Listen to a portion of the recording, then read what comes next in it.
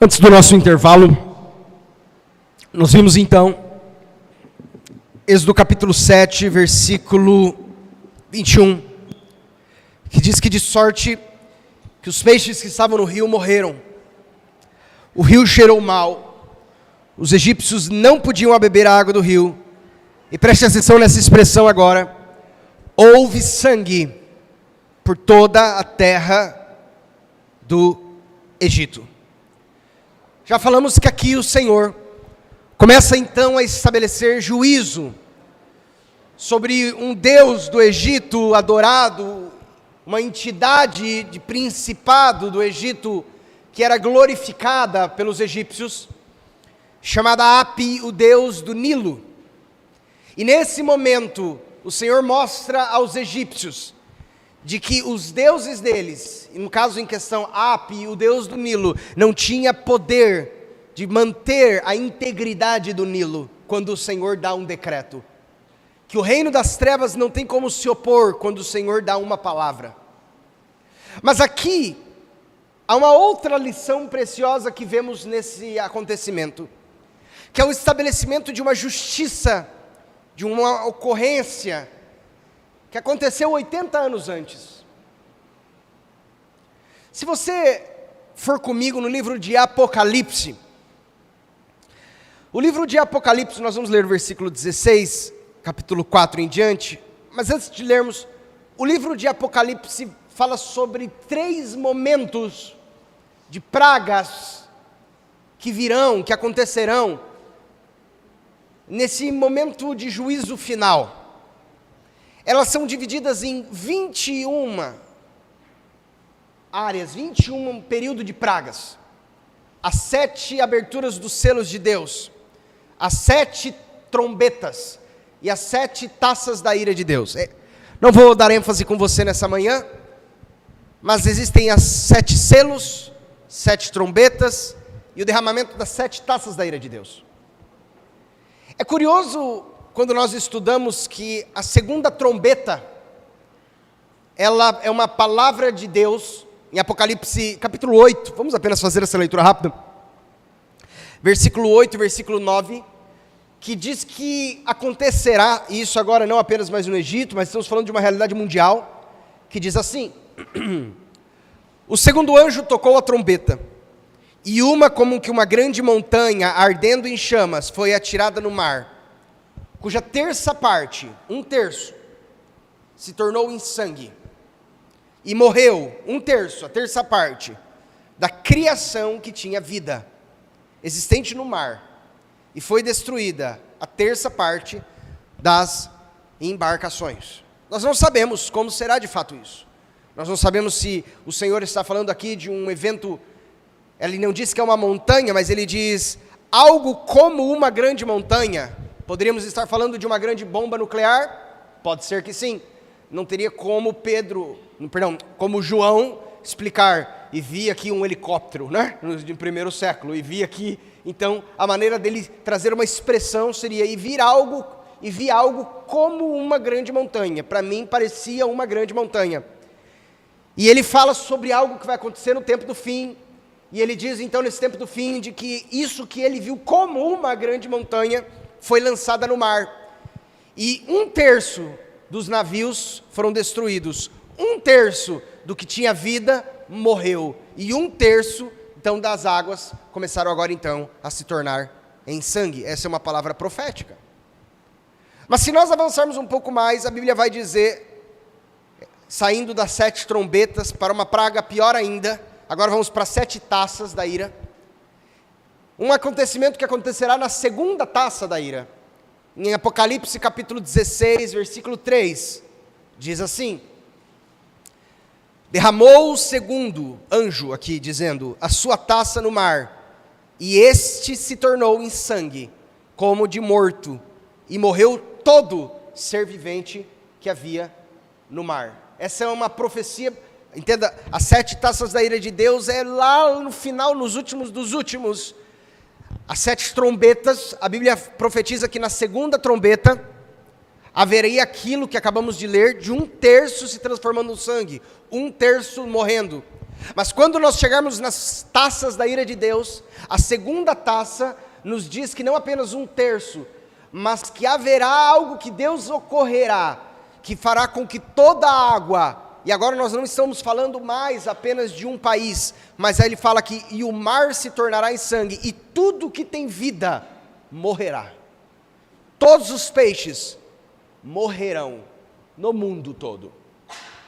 Isso logo no finalzinho de todas as coisas. E se você for comigo, no versículo 4, ele também continua falando da terceira taça. Derramou o terceiro a sua taça nos rios, nas fontes das águas, e se tornaram também em sangue. A segunda taça era o mar se tornando em sangue. A terceira taça são os rios, mas mais do que os rios, são as fontes das águas. Mas se nós continuarmos a leitura, aqui do capítulo 4 em diante, o Senhor agora começa a nos mostrar algo interessante nessa profecia do final dos tempos. Vamos ler novamente, versículo 4 em diante. Derramou o terceiro a sua taça nos rios e nas fontes das águas, e se tornaram em sangue.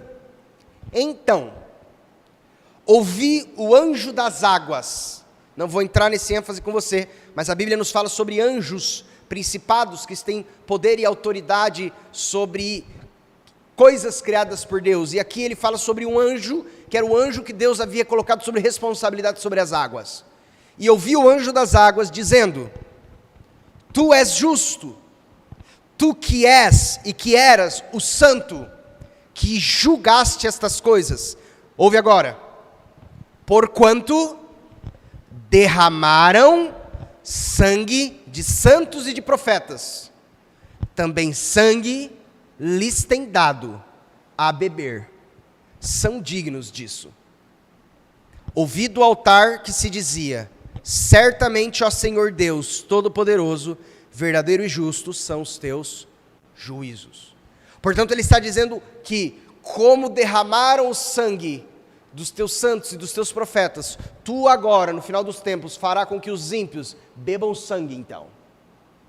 Mas se nós voltarmos agora ao período aqui não agora num cenário macro, mas num cenário micro, nesse período do Egito, um acontecimento muito semelhante a este que o Senhor tem profetizado, mas de uma maneira global, acontece. As águas do Egito se tornam em sangue. E eu creio que a mesma palavra macro profetizada, agora de maneira micro é trazida ao Egito.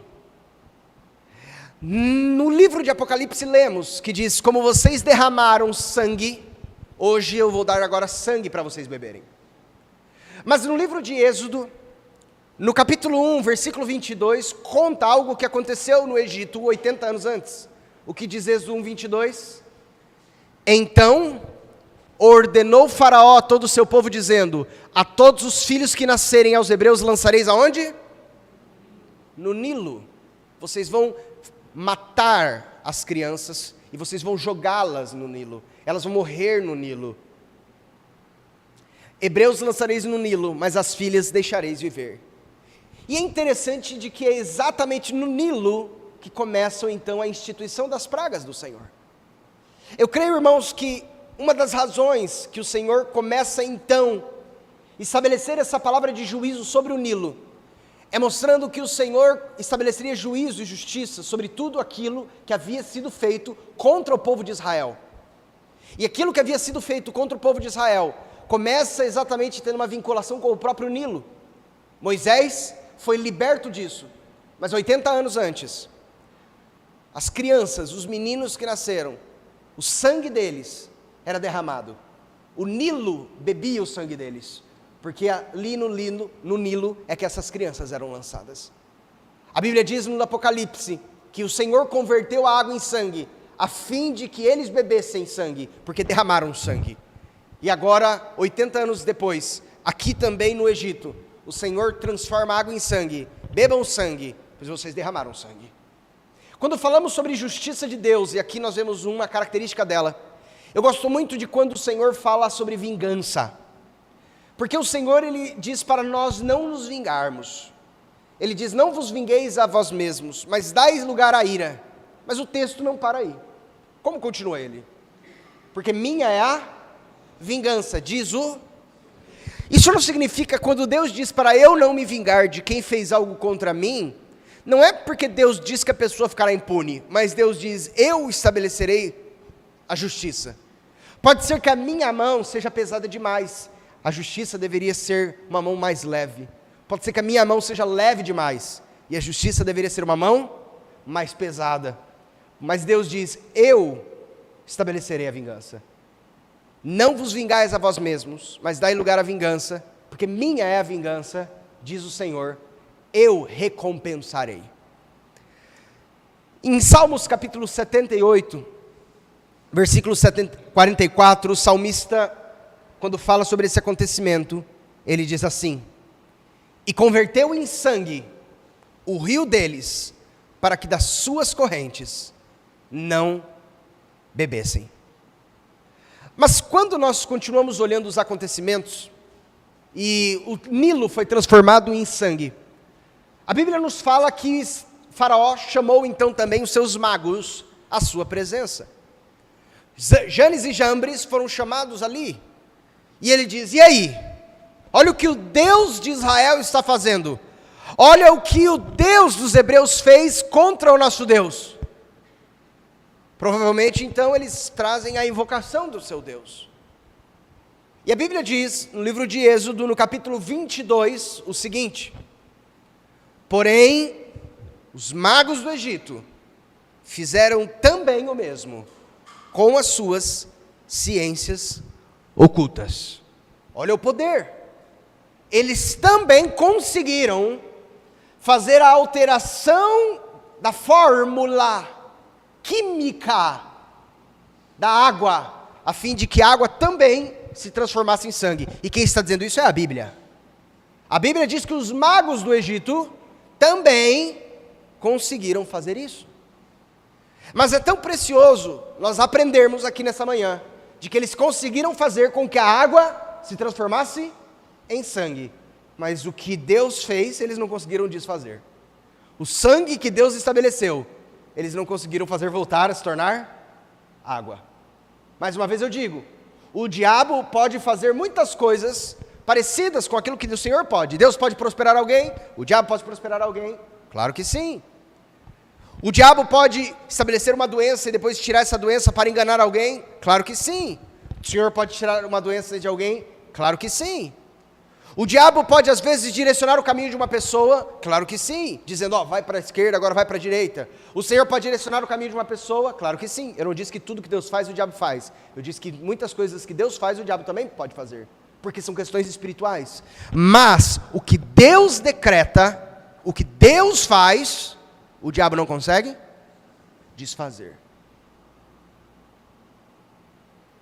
A Bíblia então nos fala aqui, vamos continuar a leitura, versículo 22, os magos do Egito fizeram o mesmo com as suas ciências ocultas, de maneira que o coração de Faraó se endureceu, não os ouviu, como o Senhor tinha dito.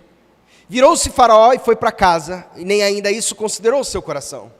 Os egípcios não puderam mais beber água do rio. A Bíblia diz que eles tiveram que cavar junto ao rio para encontrar água para beber. Portanto, o Senhor, não foram as fontes das águas que se tornaram em sangue, o rio se tornou em sangue. Eles tiveram que abrir fontes novas. Então eles tiveram que beber em poços novos, mas o Nilo eles não bebiam mais. Para encontrar água que beber, pois as águas do rio não podiam beber. Assim se passaram 7 dias, depois que o Senhor feriu o rio. 7 dias depois, então, o Senhor agora fala uma nova palavra. Vamos ler no capítulo 8, versículo 1. Depois, disse o Senhor a Moisés, chega-te a Faraó e diz-lhe, assim diz o Senhor, deixa ir o meu povo, para que me sirva. Se recusares deixá-lo ir, eis que castigarei com rãs todos os teus territórios. O rio, falando novamente do rio, o rio produzirá rãs em abundância, que subirão e entrarão em tua casa, na casa de Faraó, no teu quarto de dormir, sobre o teu leito, vai ter rã na tua cama, nas casas dos seus oficiais, sobre o teu povo, nos teus fornos, e até quando você estiver fazendo um pão, na tua amassadeira, vai aparecer uma rã lá. As rãs virão sobre ti, sobre o teu povo e sobre os teus oficiais. É interessante isso. Uma palavra de que Deus multiplicaria rãs. Que praga estranha, não é mesmo? Por que Deus deu uma praga como essa? Uma praga de sapo, uma praga de rã? Rãs sendo multiplicadas. Tem gente que não gosta de sapo, né? A maioria não gosta de rã. Tem nojo. Encostar na rã, ver uma rã, falar, sai de perto. Você imagina a rã no seu quarto, rã na sua cama. Na hora que você for deitar, tem uma rã passando no rosto. Na hora que vai fazer uma comida, tem uma rã. Abrir o forno, tem uma rã lá dentro. Ele disse que iria multiplicar, ia ter rã para todo lado. Em Salmo 78, 45, é importante, eu quero...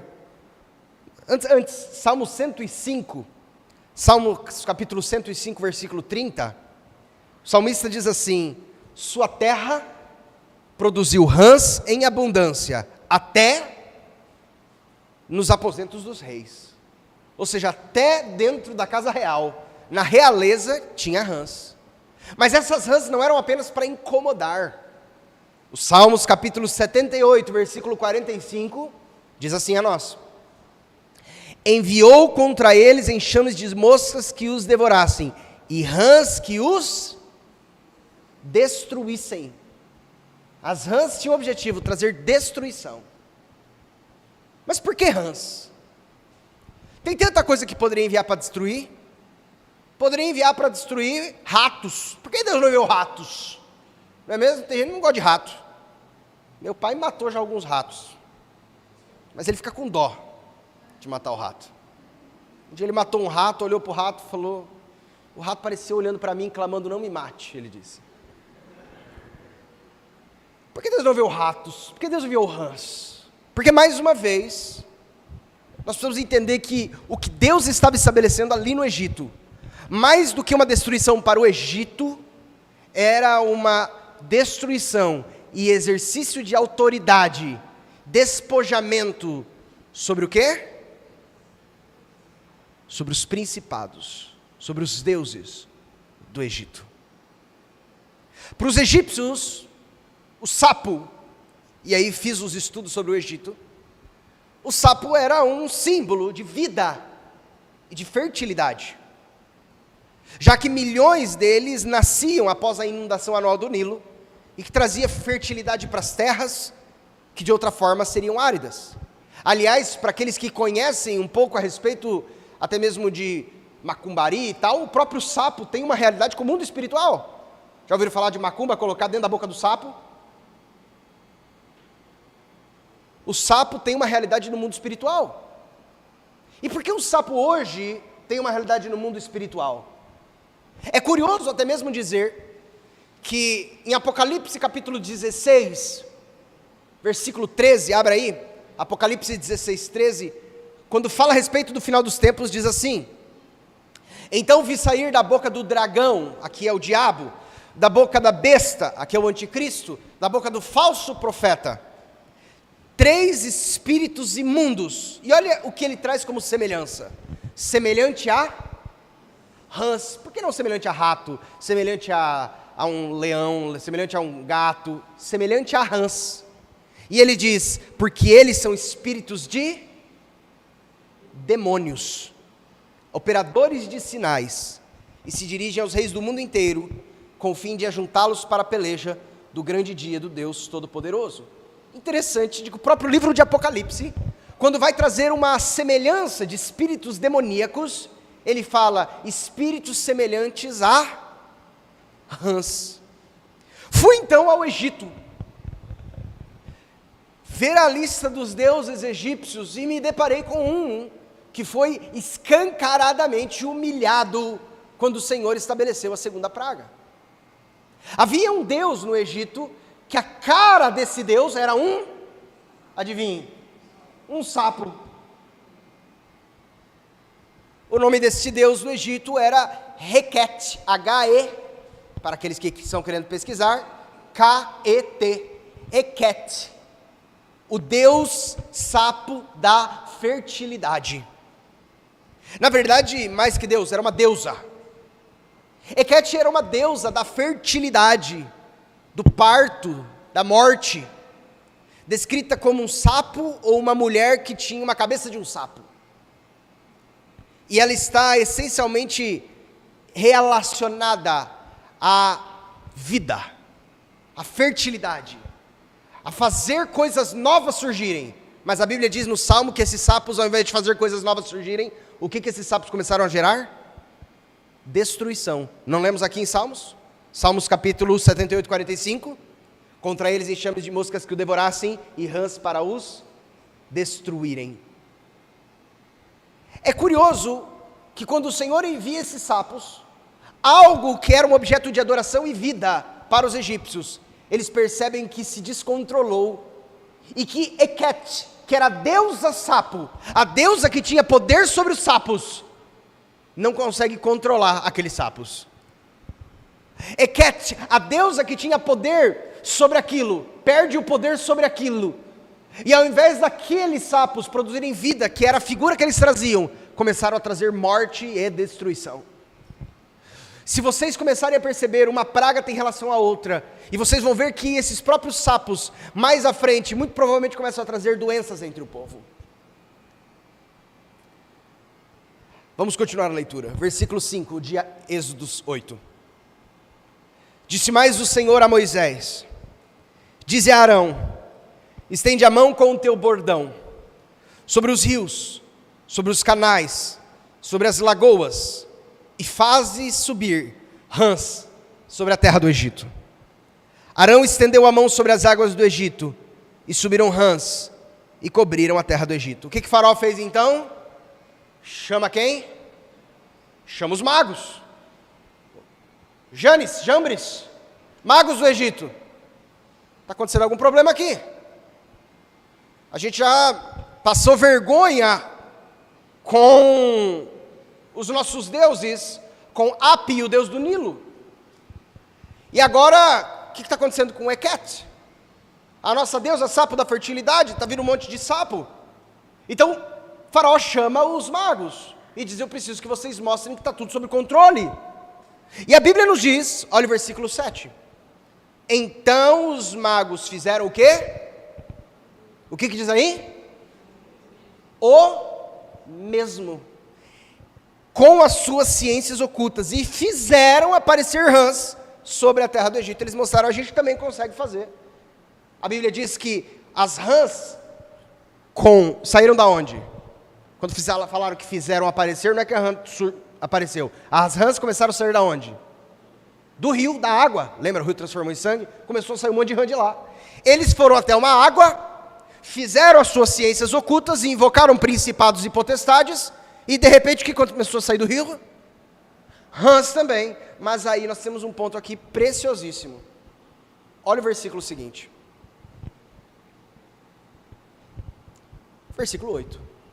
Chamou Faraó a Moisés e a Arão e lhes disse: rogai ao Senhor que tire as rãs de mim e do meu povo, e então deixarei ir o povo para que me ofereça, deixarei ir o povo para que ofereça sacrifícios ao Senhor. Ou seja, os magos não tinham poder sobre o que Deus fez.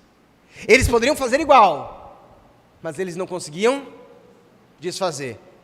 E o que Faraó teve que fazer? Começou aqui a se humilhar, dizendo: chama Moisés. Ô Moisés, foi mal. Vou deixar o pessoal embora. Pede para o seu Deus tirar essa rã.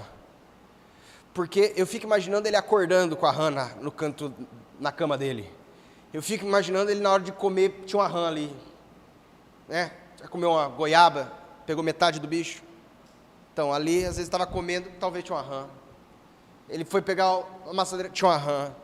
E ele foi ali tomar um banho, tinha uma rã. O rio ele já não conseguia mais tomar banho, porque o rio já virou sangue. Ele então chama os magos falam, a gente faz. E ele diz, mas desfaz. E ele diz, mas desfazer a gente não consegue. Irmãos, precisamos aprender esse princípio. Se nós estivermos debaixo da autoridade e do domínio do Senhor, o que Deus estabelecer nas nossas vidas, nós não precisamos temer a mão do maligno.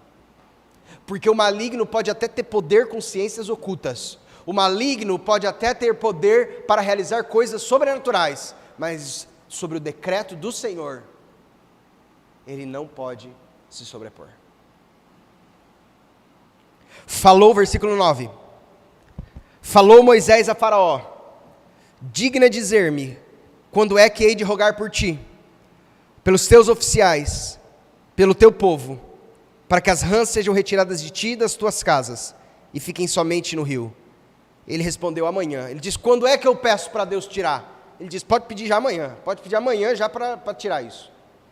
Ele diz, amanhã. Moisés disse, seja conforme a tua palavra, presta atenção agora, para que saibas, que o quê? Que ninguém há como o Senhor nosso Deus. Ok, mas você precisa aprender, que como nosso Deus, ninguém há.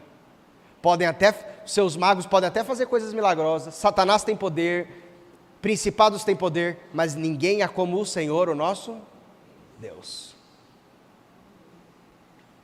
Versículo 11. Retirar-se-ão as rãs de ti, das tuas casas, dos teus oficiais e do teu povo, e ficarão somente no rio. Então saíram Moisés e Arão da presença de Faraó, e Moisés clamou ao Senhor por causa das rãs, conforme combinara com Faraó. E o Senhor fez conforme a palavra de Moisés. Morreram as rãs nas casas, nos pátios, nos campos. Ajuntaram-se montões e montões, e a terra fedeu, cheirou mal.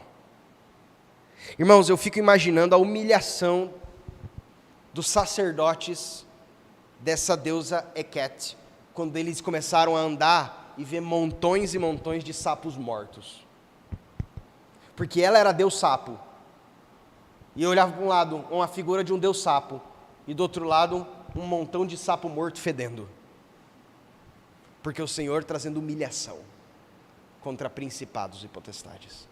Eu gosto da expressão de Colossenses 2,15, que diz, e despojando os principados e as potestades, publicamente os expôs ao desprezo, triunfando deles na cruz.